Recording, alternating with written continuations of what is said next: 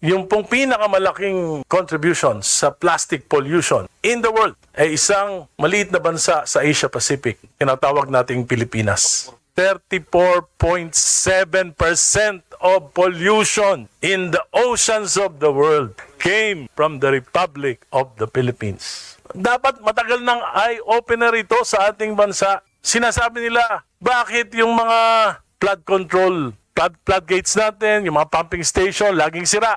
Simple lang po. Noong nakaraang bagyo, sa isang floodgate, ang nakuhang basura plastic, 600 tons. Pagpasok po yan sa mga pumps, masisira talaga. Kahit gaano kalakas yung pump na yan, gaano katibay yung bomba na yan, masisira yan. According to studies, only 30 to 40% of solid waste, mostly household waste, ang nakokolekta sa Metro Manila. Ang production natin, one of the biggest in the world, 11,000 tons a day. Every day yan. Ang nakokolekta lang, 30 to 40%. Palagay na natin kalahati. 5,000 na lang yung naiiwan na hindi nakokolekta. 5,000 a day, 150,000 a month, 1.8 million tons a year yung basura na hindi nakokolekta na naroroon sa mga waterways. Because hindi tama yung solid waste management system natin.